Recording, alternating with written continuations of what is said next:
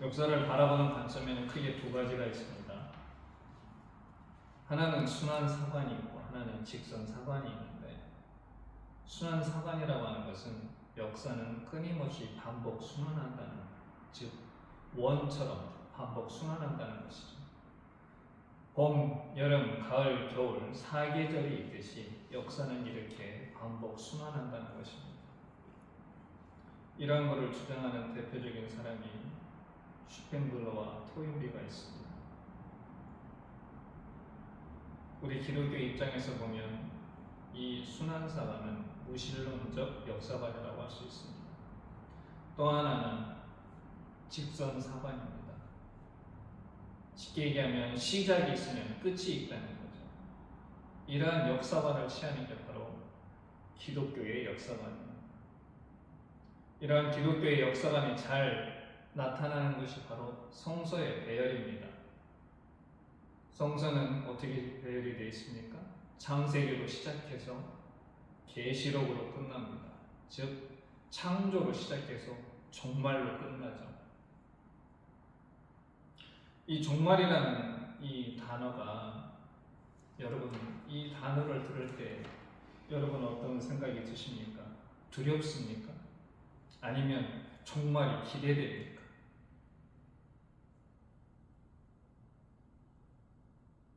예수의 재림이 세상의 종말임을 우리는 알지만 기독교인들도 이 종말이라는 단어를 들으면 두려워합니다. 왜 그럴까요? 이 종말이라는 단어와 심판이 연결되기 때문에 그렇습니다. 마태복음 25장에 보면 예수께서 다시 재림하셔서 세상의 모든 민족을 예수 앞에 모아서 심판을 하십니다. 그 결과 구원받은 자는 천국에, 그렇지 못한 자들은 지옥에 떨어집니다. 이걸 마태복음에서는 뭐라고 표현하느냐? 하나님 나라를 상속받은 자와 영원한 불에 떨어지는 자, 이렇게 표현을 합니다.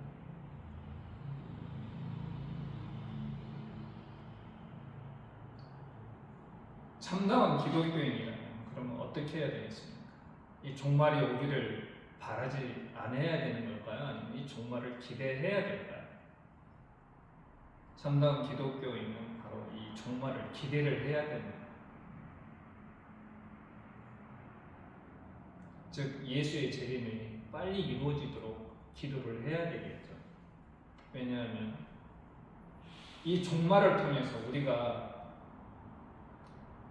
진정한 제약된 세상 속에서 해방을 맞이할 수 있기 때문에 그렇습니다. 그런 사례를 잘 보여주는 게 바로 누굽니까? 롯의 구원입니다. 롯, 아브라함의 조카 롯. 창세기에 보면 롯은 소돔에 거주했습니다. 이 소돔이라는 것은 어떤 곳입니까? 우리가 제약의 대명사 하면 소돔을 떠올립니다. 이 소돔은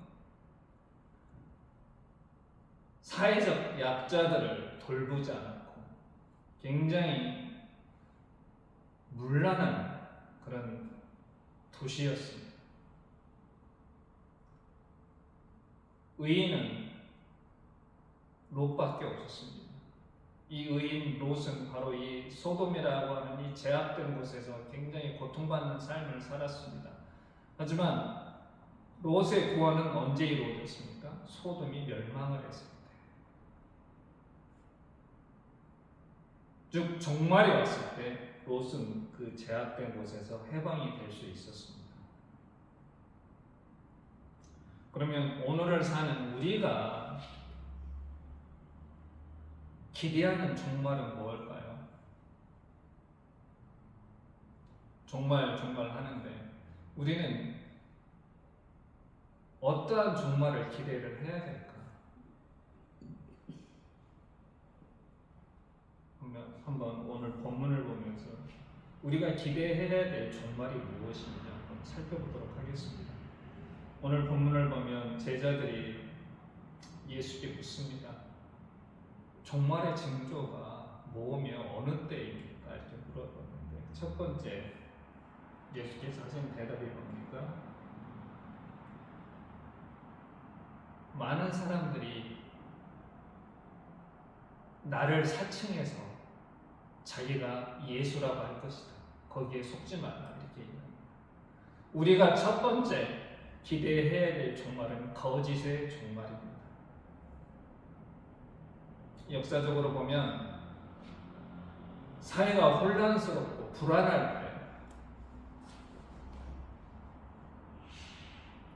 사람들을 현혹시키는 거짓 구세주들이 나타납니다. 대표적인 부류가 누군가요? 종교인과 정치인. 이 거짓 종교인들은 자기가 자칭 구세주, 구원자라고 사람들을 현혹을 시킵니다. 내 말을 믿고 따르면 너희가 구원받을 수 있다. 그러니 내 말에 순종하라.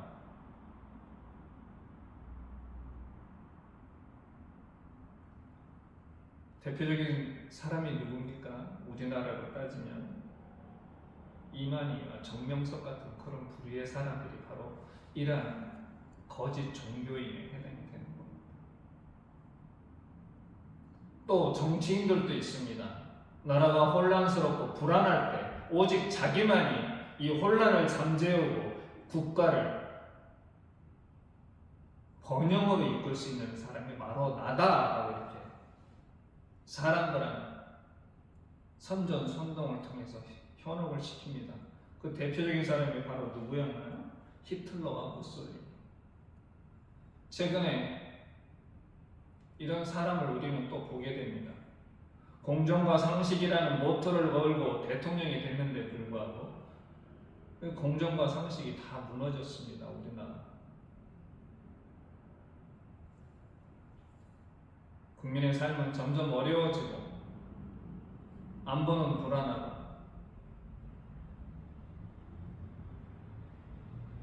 국가의 품격은 점점 떨어지고 있습니다. 바로 이러한 거짓 사기꾼들,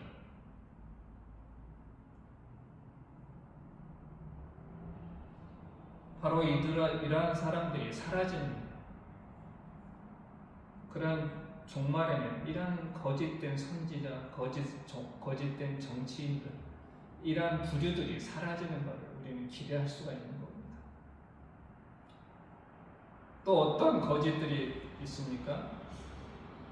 사실과 진실을 은폐하고 축소하고 조작 왜곡하는 이러한 거짓들이 사라집니다.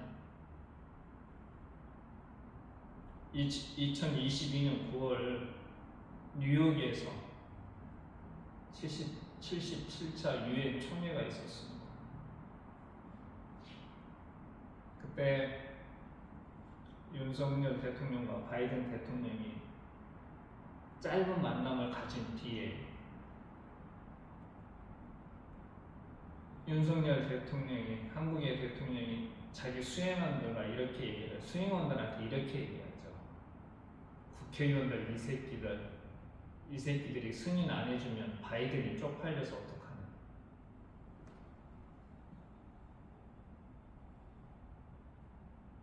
당시 이 장면이 그대로 녹화가 돼서 뉴스에 나왔습니다.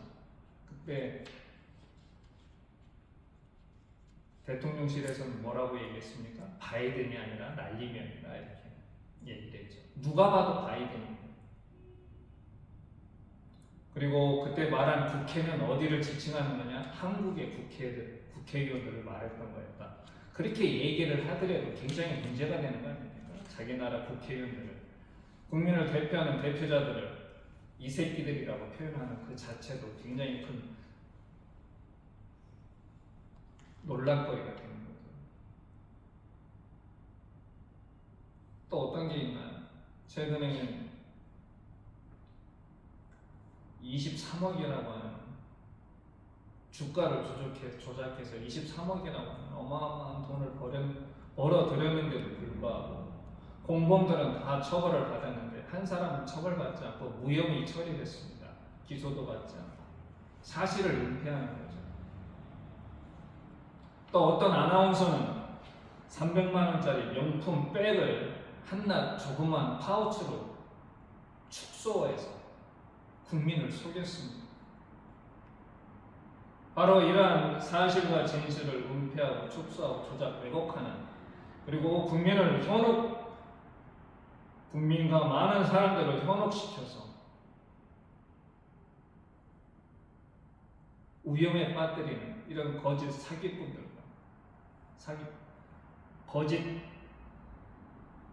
말들이 종말에 다 사라질 거다. 우리는 그런 거짓의 종말을 기대할 수가 있는 겁니다.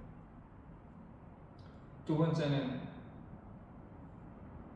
전쟁의 종말, 폭력의 종말, 우리가 기대할 수 있는 두 번째. 윌 듀란트라고 하는 미국의 문명 사학자가 자기의 저서 역사의 교훈에서 이런 얘기를 합니다. 인류의 역사가 기록된 3421년이라는 기간 동안에 전쟁이 없었던 시기는, 물론 이건 서구 중심적인 시각이겠죠, 딱 268년, 7.8%밖에 안 된다, 이렇게 얘기를 합니다.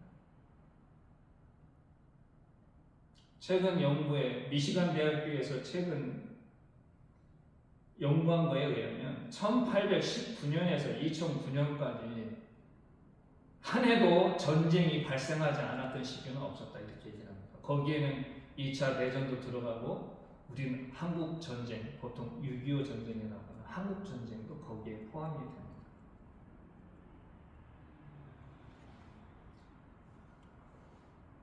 (1819년에서) 2009년이라고 한다면 대략 한 200년 정도의 시기가 되는데, 그 200년 동안 단 한 해도 전쟁이 일어나지 않았던 시기가 없었다는 겁니다.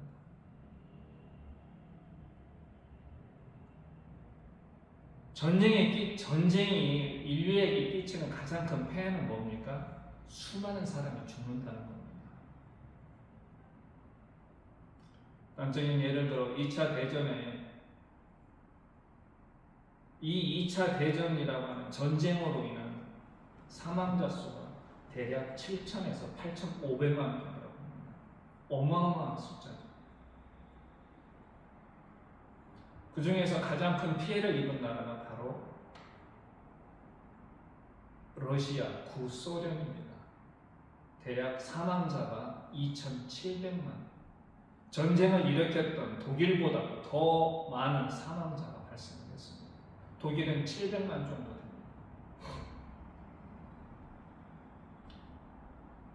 전쟁은 이렇듯 어마어마한 사람들의 목숨을 앗아가거나 또 그 이상의 숫자의 부상자를 발생을 시킵니다. 뿐만이 아니라 경제적, 사회적, 환경적으로 굉장히 큰 손실을 일으킵니다. 경제적으로는 모든 인프라가 파괴되는 거죠. 교통, 통신, 공장, 모든 생산을 할 수 있는 모든 시설이 파괴돼서 생산이 감소하고 무역이 감소합니다.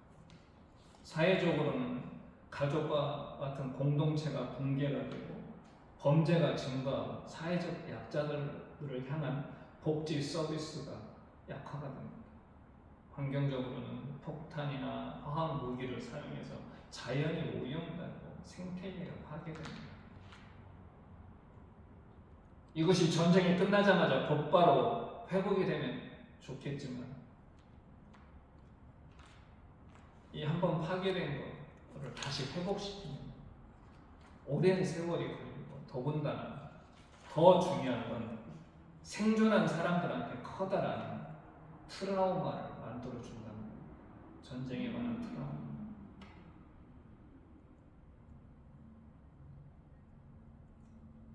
예수께서 재림하는 종말에 오면 바로 이런 전쟁이 사라진다는 걸 우리는 기대할 수 있습니다. 세 번째로는 지진이나 홍수, 가뭄, 또 화산 폭발과 같은 이런 자연재해의 종말을 기대할 수가 있는 겁니다. 이런 자연재해들의 특징은 뭐냐? 순식간에 일어나서 우리가 대비할 수 있는 틈이 없다는 거죠. 우리가 매년 장마철에 듣지 않습니까? 홍수로 인해서 수많은 재산이 손실이 되고 안타까운 인명이 죽음을 맞이한다는 것. 우리는 뉴스를 통해서 많이 듣습니다. 역사적으로 두 가지를 예로 들자면 우리가 잘 알고 있는 폼페이 AD 79년에 베스비오 화산이 폭발해서 폼페이라고 하는 도시가 단 일순간에 사라집니다. 불과 몇 시간 동안 일어났던 그 화산 폭발에 의해서 전혀 대비가 없었죠. 그래서 그 도시 안에 거주했던 대략 2천여 명의 인명이 사망합니다. 지금도 그 유적지에 가면 사망했던 사람들이 어떻게 사망했는지 그 모습 그대로 속고를 뜬 그런 것들이 있습니다. 어떤 사람은 앉은 채, 어떤 사람은 그냥 누운 채.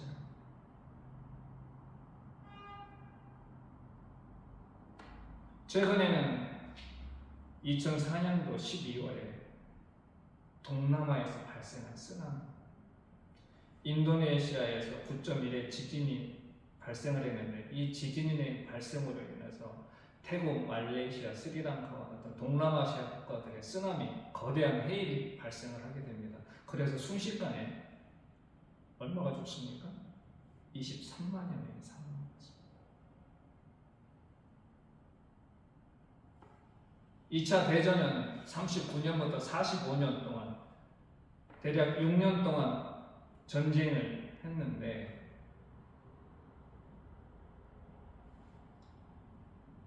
이 쓰나미와 같은 이런 자연재해가 순식간에 마치 히로시마와 나가사키에 떨어졌던 원자폭탄과 같이 단 한순간에 수많은 인명이 사라졌습니다. 종말이 오면 이런 자연재해가 사라진다. 또 우리가 종말을 기대할 수 있는 것보다 굶주림, 기근의 종말입니다. 최근에 연구에 의하면 자연재해 중에 지진, 홍수, 가뭄 이런 것보다도 폭염에 의한 사망자가 더 많다고 합니다. 이 폭염은 뭐 때문에 그런가요? 이런 폭염, 이상기후로 인해서, 즉 인간의 환경 파괴로 인해서 초래한 그런 현상이죠. 우리나라도 지금 너무 덥지 않습니까? 매년 여름마다 기록을 갱신을 합니다. 이런 폭염이 장기화되면 필연적으로 농작물이 자라기가 힘듭니다. 왜냐하면 비가 오지 않기 때문에 땅은 메말라지고. 그러면 그게 뭐로 이어집니까? 기근으로 이어지는 거죠. 그러한 대표적인 나라가 아프리카 소말리아. 이런 기근이 발생하면 누가 제일 직격탄을 맞습니까? 경제적으로 어려운 사람, 특히 어린이들이 제일 먼저 직격탄을 맞습니다.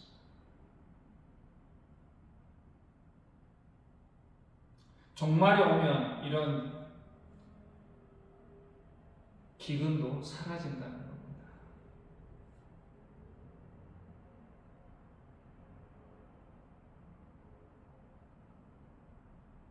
그럼 종말은 언제 올까요? 성경에서는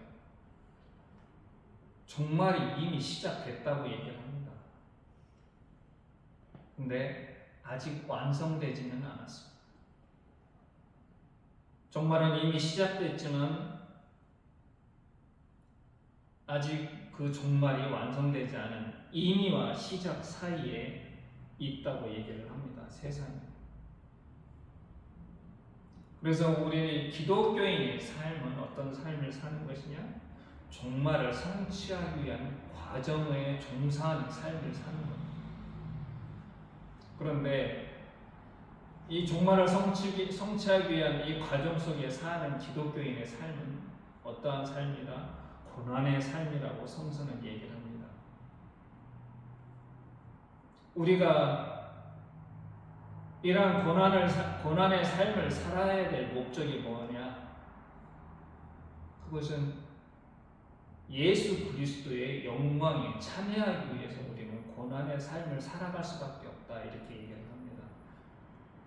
로마서 8장 17절에 보면 이렇게 얘기를 하죠. 자녀이며 또한 상속자, 곧 하나님의 상속자여 그리스도와 함께한 상속자이니 우리가 그와 함께 영광을 받기 위하여 고난도 함께 받아야 할 것입니다. 이렇게 얘기를 합니다.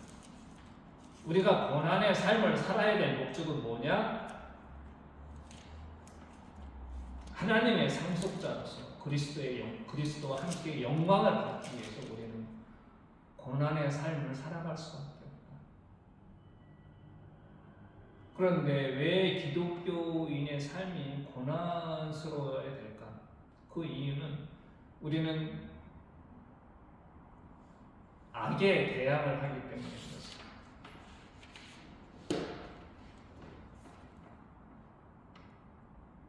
사회의 온갖 불의, 불법, 부조리에 저항을 하고 차별받고 소외당하는 사회적 약자들과 함께하고 그들을 대변하는 삶을 살기 때문에 우리의 삶은, 즉 기독교인의 삶은 고난의 삶이 될 수밖에 없다는 겁니다. 이러한 삶을 피할 수도 있지 않을까? 왜 우리가 꼭 그러한 삶을 살아야 되지 않을까? 이유는 우리가 그렇게 기도를 하지 않습니까?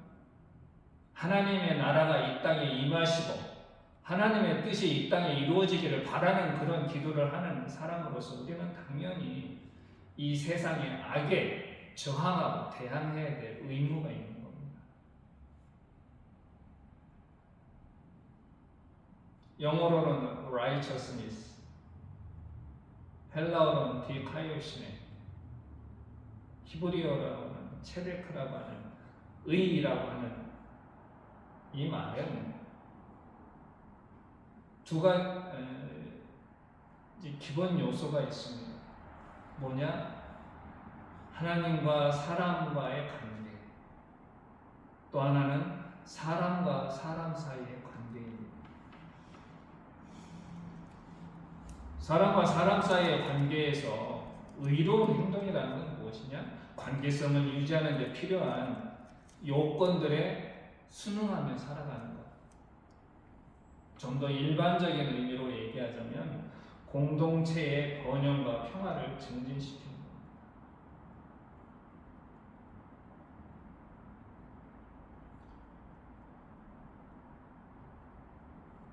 우리는 이러한 의로운 삶을 살기 위해서 악에 대항하고 예수님의 재림을 인내하면서 기다리는 겁니다.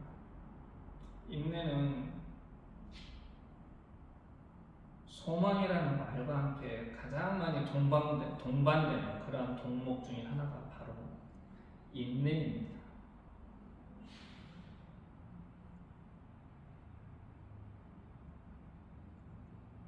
그러면 예수의 재림을 언제까지 기다려야 되는 것이냐? 도대체 예수님은 언제 오십니까?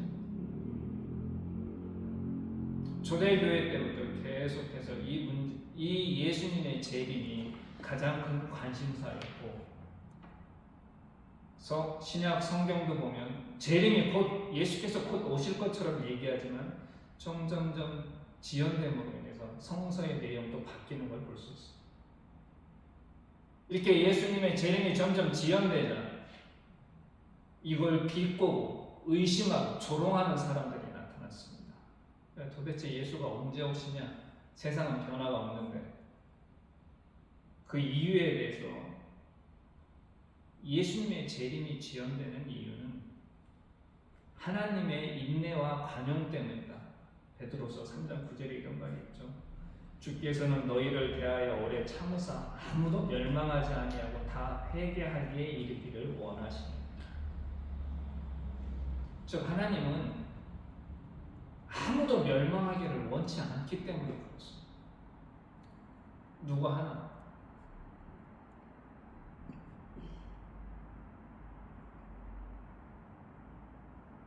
이러한 마음이 잘 나타나는 게 어디입니까? 창세기에 보면 아브라함이 소돔을 멸망시키러 가는 하나님과 나누는 대화가 있지 않습니까? 처음에는 50명으로 시작했다. 점점 줄어서 10명으로 줄어들죠. 당시 소돔의 인구가 얼마인지 모르겠지만 하나님께서는 그 조금만 소수의 사람을 위해서 소돔을 멸망시키지 않겠다 이렇게 말씀하시죠. 하나님의 마음이 잘 나타나는 대목이라고 저는 생각합니다. 마찬가지로 베드로후서의 여기에 나타난 이 말도 바로 이런 하나님의 말씀을 잘 표현한 거라고 저는 생각합니다. 어느 하나도 멸망당하길 원치 않으시는 하나님의 마음, 그런 인내와 간용 때문에 예수 그리스도의 재림이 지연되는 거라.